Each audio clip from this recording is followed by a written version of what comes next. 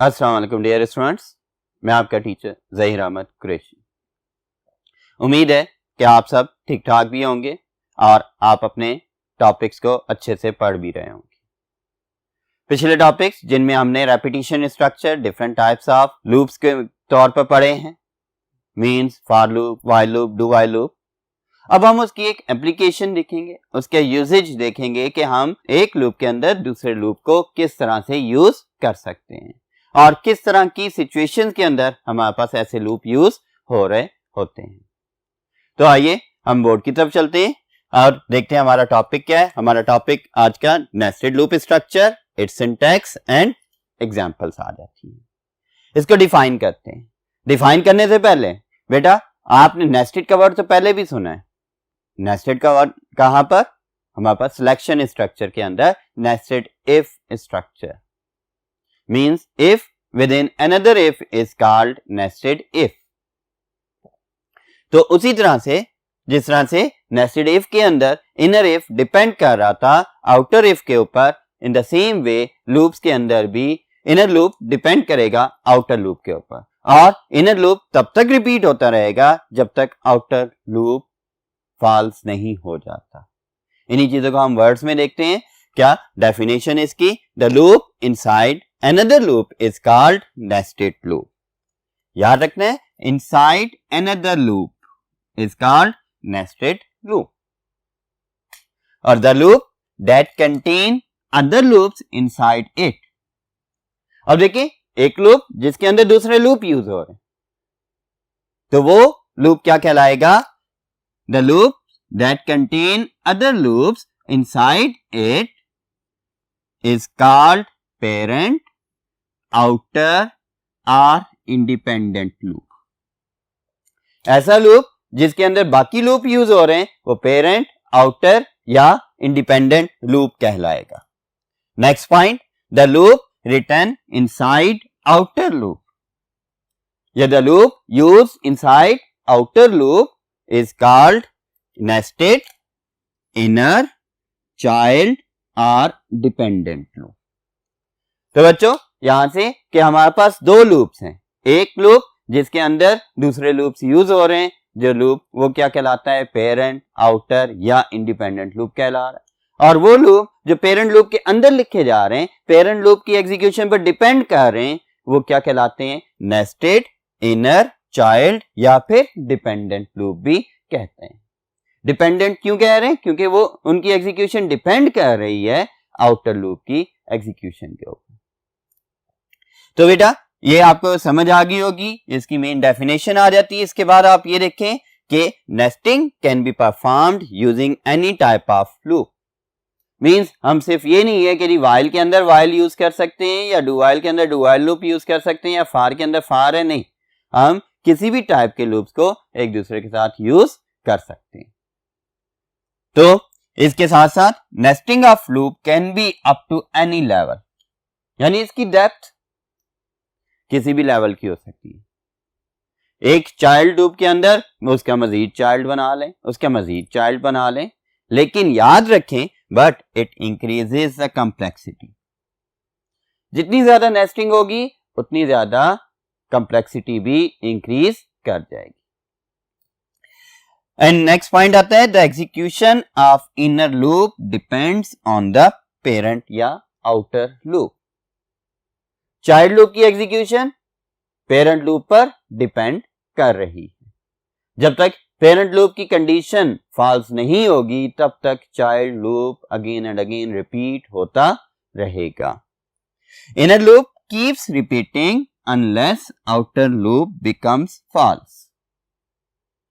तो बच्चों ये था आपके पास इसके डिस्क्रिप्शन या डेफिनेशन कह लें कि आपको कुछ पॉइंट्स जो याद रखने वाले हैं इसमें वो यही हैं कि loop inside another loop is called nested loop and the loop that contains other loops inside it is called outer, parent or independent loop and the loops that are written inside a parent loop, those are called child, nested, inner or dependent loops। और हम किसी भी loop की types को एक दूसरे के साथ यूज कर सकते हैं। इसके अलावा हम नेस्टिंग किसी भी डेप्थ लेवल तक ले जा सकते हैं, बट वो कम्प्लेक्सिटी को इंक्रीज करती है।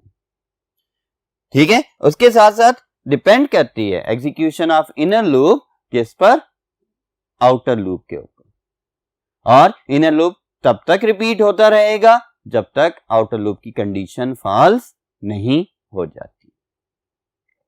तो बेटा ये आपका टॉपिक बड़ा इंपॉर्टेंट टॉपिक है पेपर के पॉइंट ऑफ व्यू से। इस टॉपिक का पूरा टॉपिक आपका क्या एज ए लॉन्ग क्वेश्चन के तौर पर यूज होता है, और इसके programs short and long questions के तौर पर यूज होते हैं। जब भी आपको ट्रेस आउटपुट का क्वेश्चन आएगा पेपर के अंदर, तब आपका नेस्टेड लूप में से कम एक क्वेश्चन लाजमी आपका आता है। आइए चलते हैं नेक्स्ट बोर्ड की तरफ और इसके सिंटैक्स को डिस्कस करते हैं कि इसका सिंटैक्स क्या है और इसकी वर्किंग कैसे हो रही है। ओके बच्चों, अब हम इसका सिंटैक्स डिस्कस करेंगे और सिंटैक्स को समझेंगे कि आपका जो नेस्टेड लूप है वो काम कैसे करेगा। इसके लिए बेटा आप इधर तवज्जो करेंगे कि जी सिंटैक्स हमने देखा है कि किसी भी लूप को यूज करके हम नेस्टिंग कर सकते हैं, तो इधर मैं फिलहाल आपको फॉर लूप के जरिए से इसका सिंटैक्स समझा रहा हूं। इसके अंदर देखेंगे कि हमारे पास दो लूप्स आ रहे हैं, एक आउटर या पेरेंट लूप और दूसरा इनर चाइल्ड या नेस्टेड लूप आ रहा है। कहां से इनर लूप स्टार्ट हो रहा है, इनर लूप आपका यहां पर आ रहा है और ये इसकी बॉडी के अंदर आ रहा है। ठीक है, अगर इनर लूप को बात करें तो वो इसकी बॉडी के अंदर है, तो हम कहां तक कह सकते हैं, यहां तक कह दें, ये ज्यादा बेहतर होगा कि ये पोर्शन हमारे पास क्या है, इनर लूप आ गया, ये body of the outer loop आ गई और ये यहां से हमारे पास आउटर लूप स्टार्ट हो रहा। अब फॉर लूप, फॉर का कीवर्ड, इसके बाद इनिशियलाइजेशन 1 क्यों लिख दिया, क्योंकि ये आउटर लूप को इनिशियलाइज करेगा। इसके बाद कंडीशन 1 आ गई, यानी कि आउटर लूप की कंडीशन चेक होगी। आप इसे outer initialisation, outer condition, outer increment decrement करके भी लिख सकते हैं। ठीक है, लेकिन सिंटैक्स को सिंपल रखेंगे, आपके लिए उसे याद करना इजी होगा। इसके बाद इनिशियलाइजेशन, कंडीशन, इंक्रीमेंट डिक्रीमेंट और इसके बाद इसकी बॉडी आ गई। अब जब body of the outer loop है, इसके अंदर हम कहते हैं कि बॉडी ऑफ आउटर लूप और पेरेंट लूप आ गया, अदर स्टेटमेंट्स भी हैं, अदर स्टेटमेंट्स के साथ साथ इनर लूप भी आ जाता है। अब इनर लूप इसकी बॉडी का हिस्सा है और ये कब एग्जीक्यूट होगा, ये बाकी इन आउटर लूप की स्टेटमेंट्स के साथ साथ ये भी साथ में एग्जीक्यूट हो जाएगा। अब हम बात करते हैं इसके फ्लो की, तो इनर लूप हमारे पास अगेन देखें इनिशियलाइजेशन 2, इसकी अपनी इनिशियलाइजेशन है, फिर ये इसकी कंडीशन आ गई, फिर इसका इंक्रीमेंट डिक्रीमेंट आ गया, फिर इसकी अपनी बॉडी आ रही है, इनर लूप की बॉडी आ गई, बॉडी ऑफ इनर लूप। अब ये कब एग्जीक्यूट होगी, जब ये कंडीशन ट्रू होगी, और कितनी दफा एग्जीक्यूट होगी, जब तक ये कंडीशन इनर कंडीशन ट्रू रहेगी। और ये अगेन पूरी इनर लूप की बॉडी कितनी दफा एग्जीक्यूट करेगी, ये डिपेंड करती है आउटर लूप की कंडीशन के ऊपर। जब तक आउटर लूप ट्रू है तब तक इनर लूप बार बार एग्जीक्यूट होता जाएगा। अब हम इसकी थोड़ी सी वर्किंग समझते हैं और वर्किंग के बाद इसको एक्सप्लेन भी करेंगे। सबसे पहले initialization of outer loop perform होगी। जैसे ही आपका आउटर लूप इनिशियलाइज हो गया, then control condition of outer loop पर मूव कर जाएगा और उसे चेक करेगा। अगर तो कंडीशन ट्रू है, देन कंट्रोल आउटर लूप की बॉडी में इंटर होगा और अदर स्टेटमेंट्स अगर कोई लिखी हुई हैं उनके साथ साथ इनर लूप को इनिशियलाइज भी कर देगा। ठीक है, अब ये स्टेटमेंट्स एग्जीक्यूट होते होते कंट्रोल इधर आया और इसे इनिशियलाइज करवा दिया इनर लूप को। अब जब इनर लूप इनिशियलाइज हो गया, उसके बाद इनर लूप की कंडीशन चेक होगी। जब इनर लूप की कंडीशन ट्रू है, तब कंट्रोल इनर लूप की बॉडी के अंदर आ गया उन स्टेटमेंट्स को एग्जीक्यूट करने के लिए जो इनर लूप का हिस्सा है। अब यहां पर इनर लूप की बॉडी में आया, इसकी स्टेटमेंट्स को एग्जीक्यूट किया और एग्जीक्यूट करने के बाद कंट्रोल कहां पर चला गया, स्टेप वैल्यू, जो कि इंक्रीमेंट और डिक्रीमेंट के तौर पर हम फॉर लूप में यूज करते हैं। तो step value of inner loop पर गया और वैल्यू को इंक्रीज कर दिया या डिक्रीज कर दिया, जैसा भी हमारे प्रोग्राम में लिखा गया होगा। उसके बाद कंट्रोल कहां आ गया, दोबारा इनर कंडीशन पर आ गया और इनर कंडीशन को इवेलुएट किया। अगर तो इनर कंडीशन फिर ट्रू है, फिर कंट्रोल स्टेप नंबर 5 को परफॉर्म करेगा, मींस मूव कर जाएगा बॉडी ऑफ इनर लूप पर और उसकी स्टेटमेंट्स को एग्जीक्यूट करेगा और एग्जीक्यूट करने के बाद स्टेप नंबर 6 को परफॉर्म करेगा और स्टेप वैल्यू पर चला जाएगा, जो कि इंक्रीमेंट या डिक्रीमेंट की सूरत में हो सकती है। उसके बाद again condition of inner loop check होगी। अब ये बार बार यही स्टेप्स परफॉर्म होते जाएंगे 5, 6, 7, कब तक, जब तक इनर लूप की कंडीशन ट्रू है।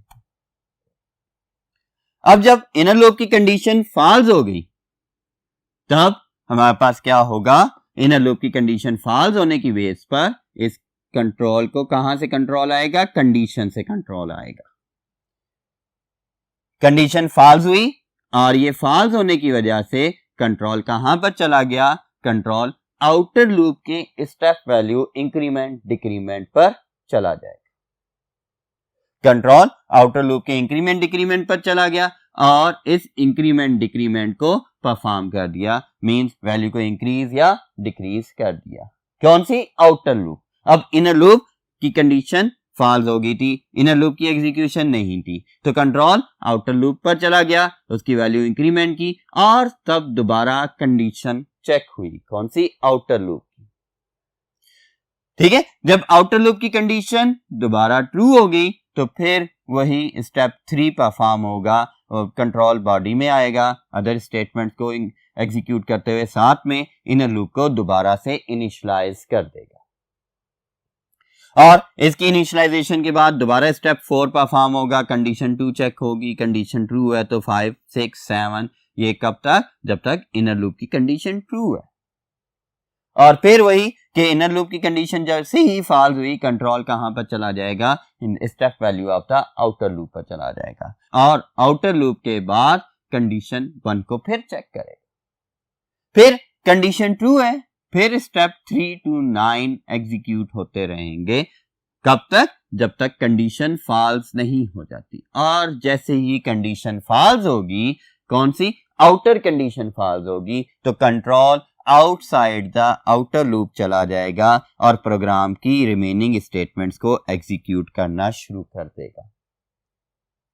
तो बच्चों, ये था आपके पास नेस्टेड लूप, इसका सिंटैक्स के जिसके अंदर आउटर लूप लिखा जाएगा, उसके अंदर इनर लूप की बॉडी आ जाएगी और इनर लूप की बॉडी उतने टाइम्स एग्जीक्यूट करती रहेगी जितने टाइम्स आउटर लूप एग्जीक्यूट होगा।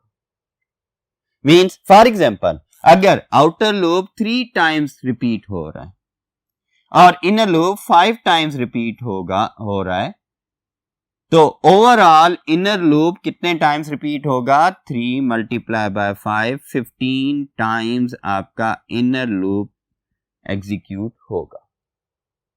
क्यों, फर्स्ट टाइम के लिए 5 टाइम्स आपका इनर लूप चला, फिर आउटर लूप की सेकंड टाइम के लिए 5 टाइम्स इसका इनर लूप रन हुआ, फिर आउटर लूप की थर्ड टाइम के लिए इनर लूप 5 टाइम्स रिपीट हुआ, तो इस तरह से टोटल 15 टाइम्स आ जाएंगे। तो बेटा आपसे ये क्वेश्चन पूछा जा सकता है कि how many times body of inner loop will execute.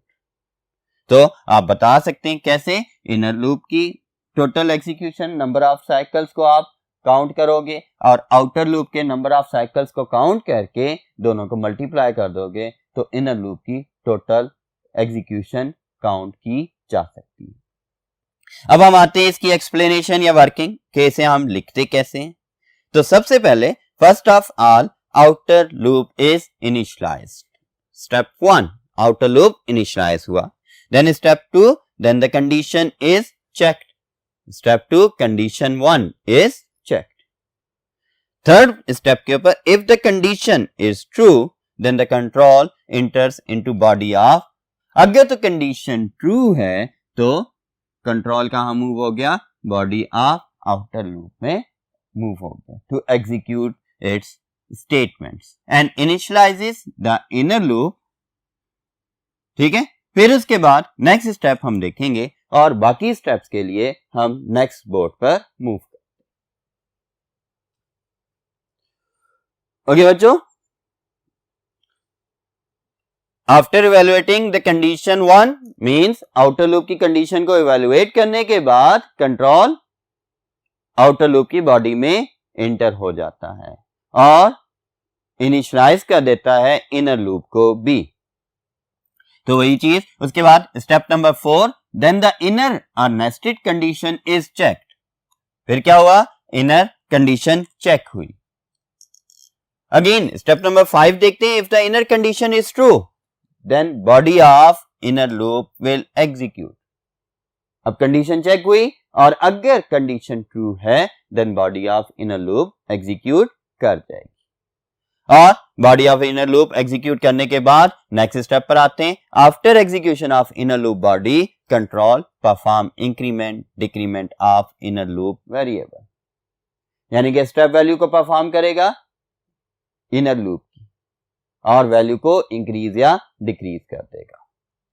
उसके बाद कंट्रोल दोबारा क्या करेगा, after this control again moves to evaluate the condition and body of inner loop is executed again if the condition is true.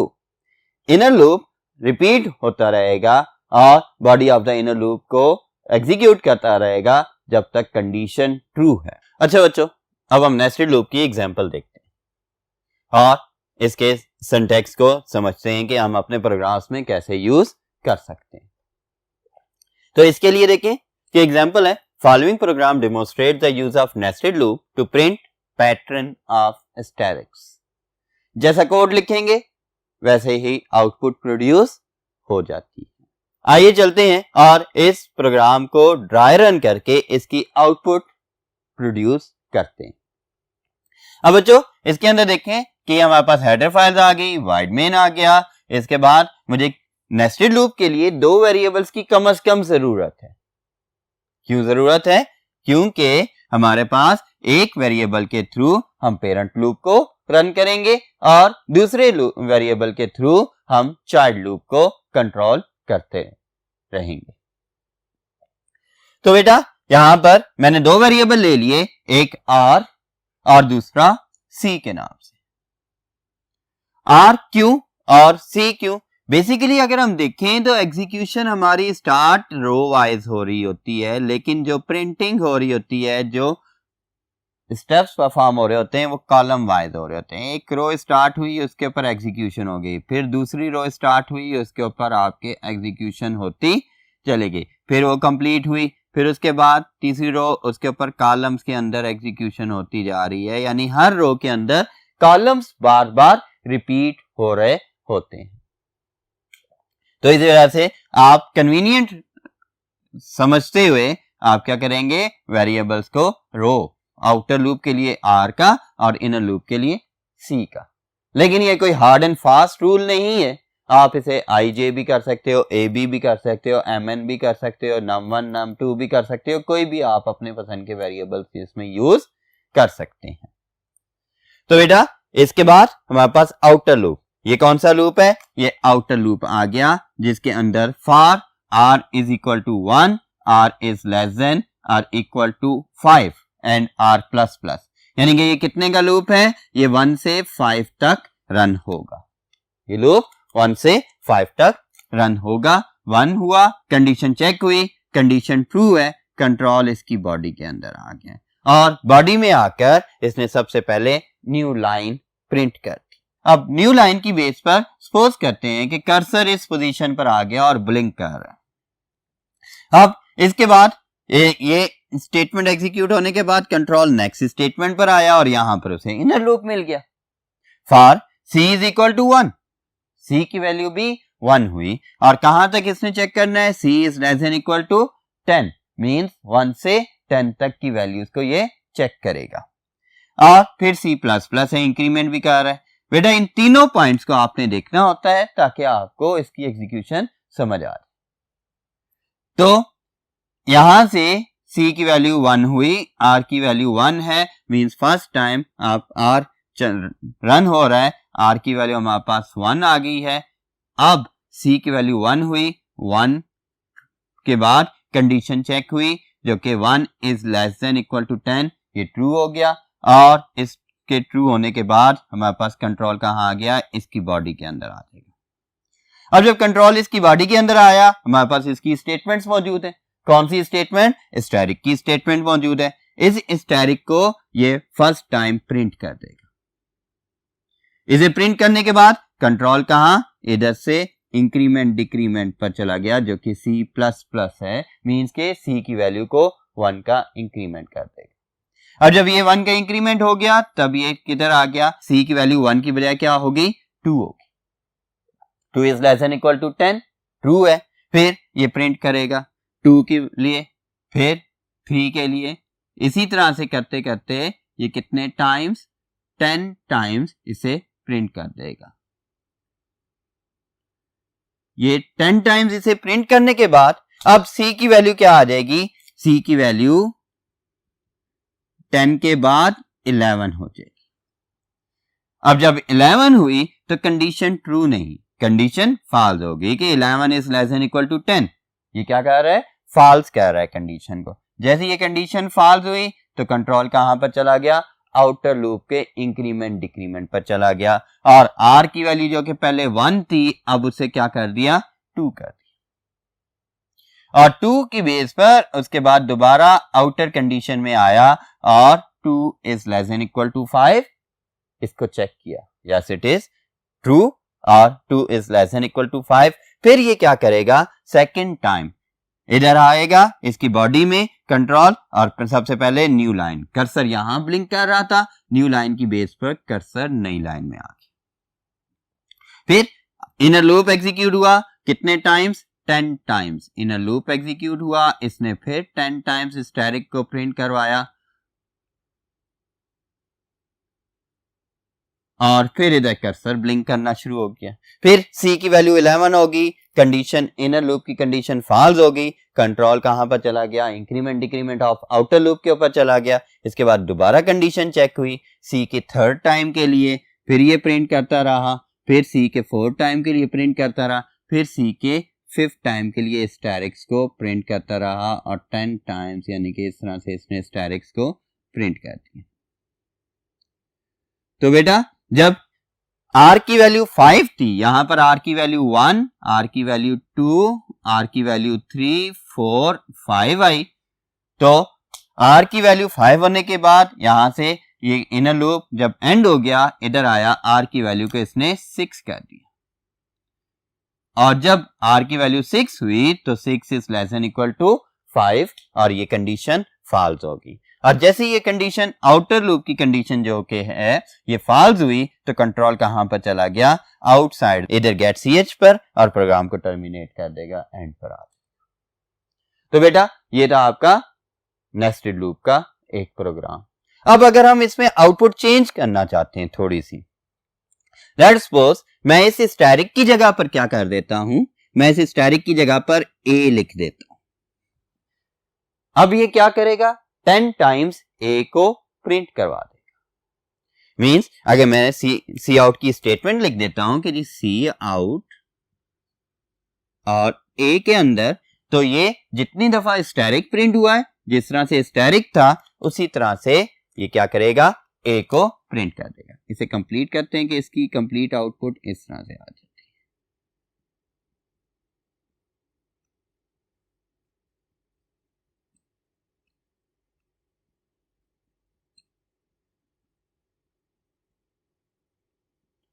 इस तरह से ये आपका पैटर्न बना था। अब जहां स्टैटिक से हमने इधर से कैरेक्टर चेंज किया, वही कैरेक्टर इधर प्रिंट हो जाएगा। अगर सपोज करें एक और स्टेटमेंट में लिखता हूं, फिर इसकी आउटपुट देखते हैं कि इस सी आउट की जगह के ऊपर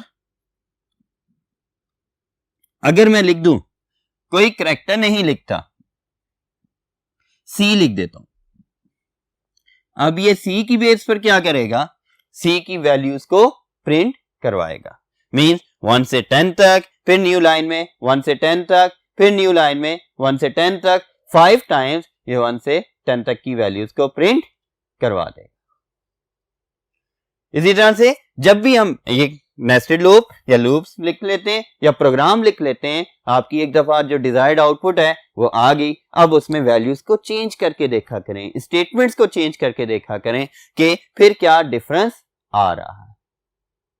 उम्मीद है कि आपको नेस्टेड लूप की समझ आ गई होगी और इसकी एग्जाम्पल भी आपने अच्छे से समझ ली होगी। अब हम कल के लेक्चर के अंदर इसकी मजीद एग्जाम्पल्स को डिस्कस करेंगे। तब तक के लिए अल्लाह हाफिज।